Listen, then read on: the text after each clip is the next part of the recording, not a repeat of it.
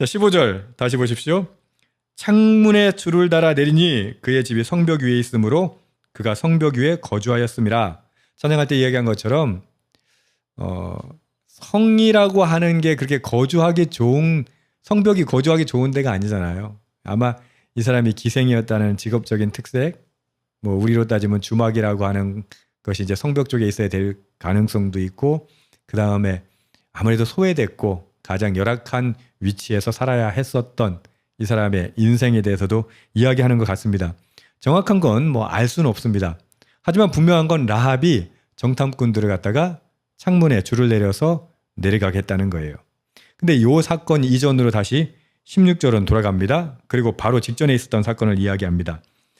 라합이 정탐꾼들에게 얘기하기를 추격자가 너희와 마주칠 것 같아. 그러니까 산으로 가서 거기서 사흘 동안 숨어 있다가 그들이 다 돌아간 다음에 가라. 그게 더 안전하다.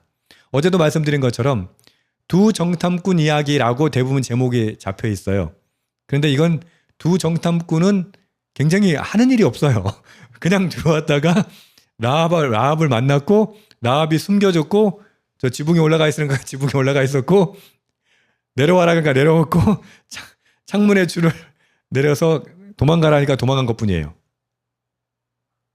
이 참 놀라운 게 뭔지 아세요? 저는 이 정탐꾼이 어떤 정탐꾼과 연결되냐면 우리 출애굽하고 나서 가데스 바네아에서 12명의 정탐꾼을 보내죠. 그런데 2명을 제외하고는 다 리포트를 어떻게 해요? 아, 우리는 그들의 밥이다 이래가지고 안 된다 이렇게 리포트를 해요. 근데 여기 보면 2명의 정탐꾼이요. 리포트를 하는데 지금 마지막 절 보십시오. 24절. 여호수아에게 이르되 진실로 여호와께서 그 온 땅을 우리에게 주셨으므로 무슨 근거로? 무슨 근거예요? 아니 지금 이 사람들이 뭐라고 그래요?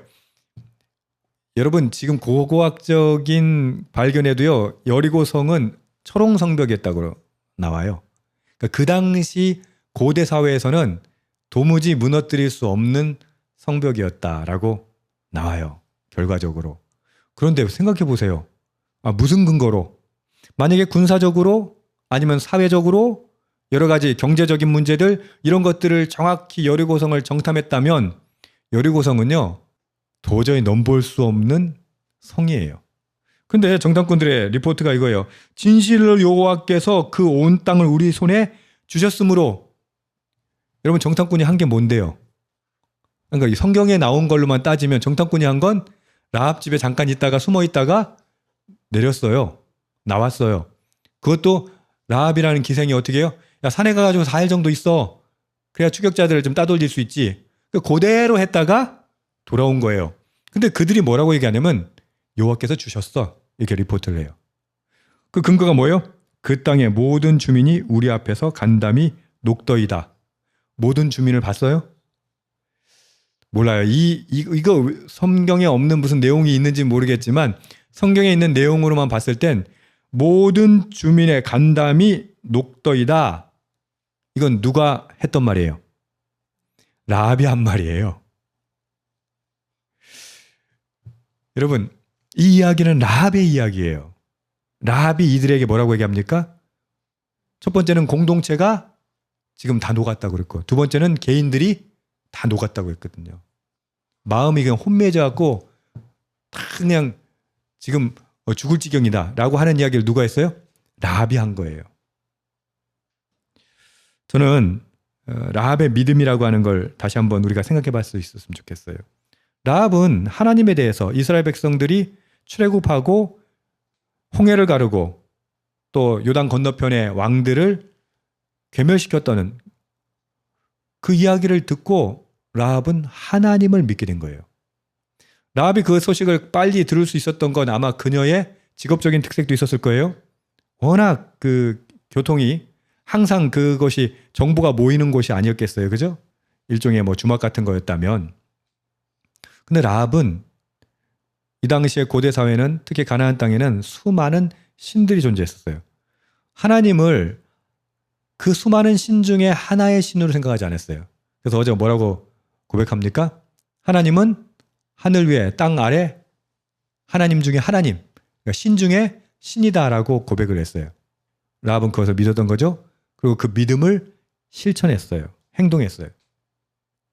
우리 믿음의 문제가 뭐냐면 안다고 생각하는 거예요. 안다고 착각하는 거예요. 여러분 진짜 아는 믿음은 어떤 믿음입니까? 행동으로 순종하는 믿음이에요. 우리는 예수님 믿죠. 하나님 믿죠. 그렇게 말은 해요. 그 어떤 분은 명사적 믿음이라고 하더라고요. 그걸 명사적 믿음.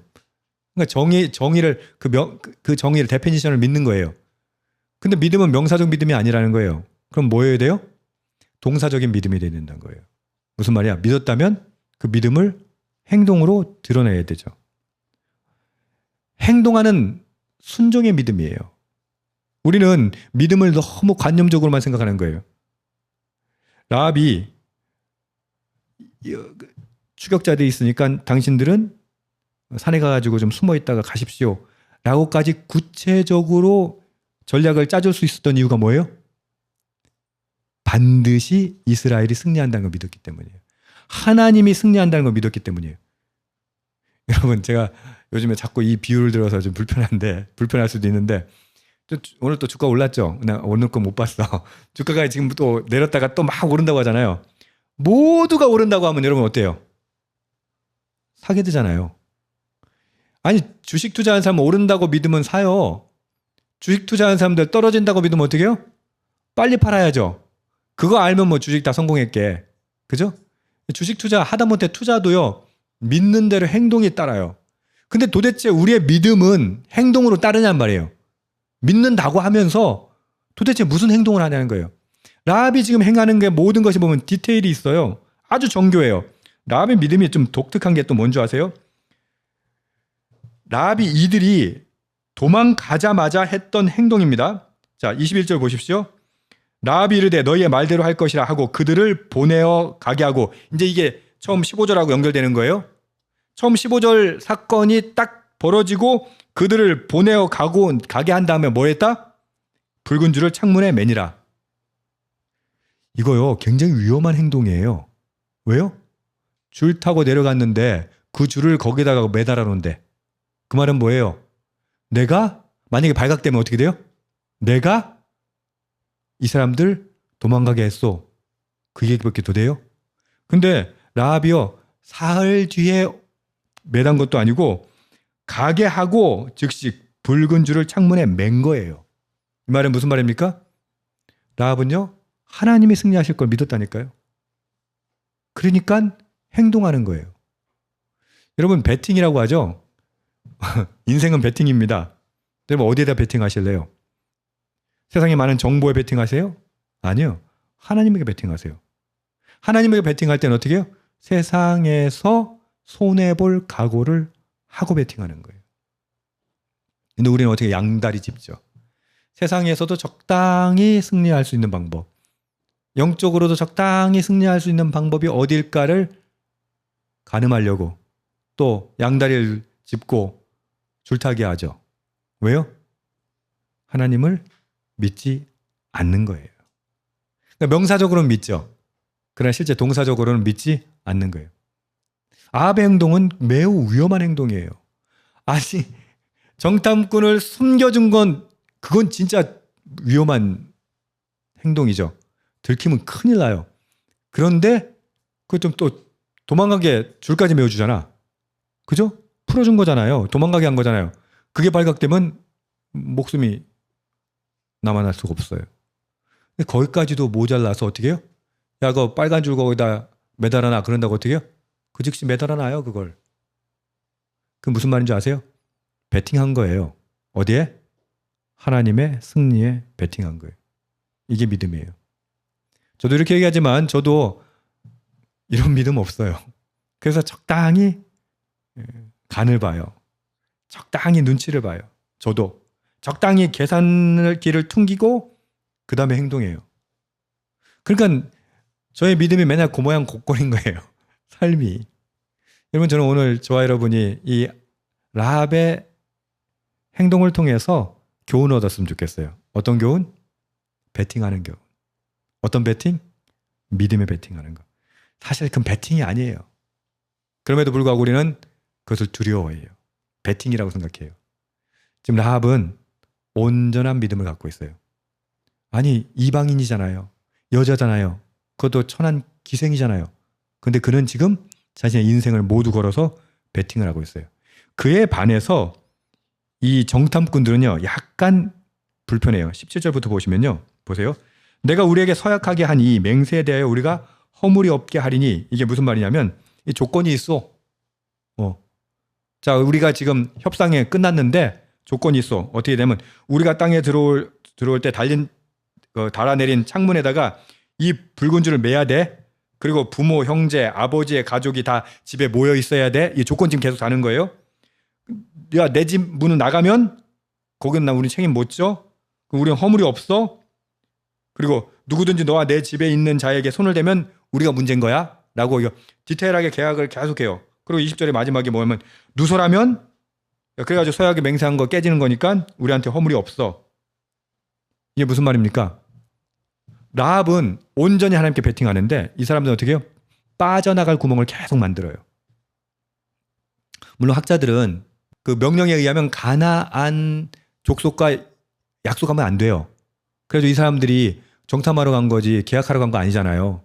그러니까 아마 그래가지고 이럴 수밖에 없었다라고 보는 입장도 있는데, 아무튼 이 사람들은 지금 뭐예요? 자기들이 빠져나갈 구멍을 최대한 만들어요. 이게 기생 한 여자와 정탐꾼이라면 최정이 아니겠어요, 그죠? 최정의 두 남자가, 하나는 하나님의 백성이고 하나님은 이방 여자예요. 근데 두 사람들 간의 관계가 특이해요. 라합은 훨씬 더 믿음이 있어요. 근데 믿는 사람은 오히려 몸을 사리고 있어요. 저 여러분의 믿음은 어떻습니까? 라합 같은 믿음 가질 수 있겠습니까? 다른 거 없어요. 하나님을 진정으로 믿으면 거기에 모든 것을 걸 수 있게 된다고 하는 것이죠. 결국 23절에 두 사람은 돌이켜 산을 내려와서 강을 건너 눈의 아들 여호수아에게 가서 겪은 일을 다 보고하고 마지막 뭐라고 한다고요? 여호와께서 그 온 땅을 우리 손에 주셨다라고 선언합니다. 가데스 바네아에서 나머지 10명의 정탐꾼이 했던 얘기하고는 전혀 다른 이야기죠. 여호와께서 그 온 땅을 우리에게 주셨다. 그 확신이 어디서 온다? 누구에게로부터 온다? 라합으로부터 온다. 할렐루야. 예, 이방인 여인이라 하더라도 기생이라 하더라도 그 믿음이 있는 걸 보면, 그 모습을 보면 오히려 믿는 사람조차 하나님을 확신하게 돼 있어요. 저와 여러분이 하나님을 믿는 믿음으로 살아갈 때 믿지 않는 사람들이 확신 얻을 수 있기를 축복합니다. 저와 여러분이 증인되기를 바랍니다. 우리의 삶이 증거되기를 바랍니다. 우리의 선택이 하나님께서 기뻐하실 뿐만 아니라 세상 사람들도 용기 얻는 그런 선택되기를 주님의 이름으로 축복합니다. 아멘.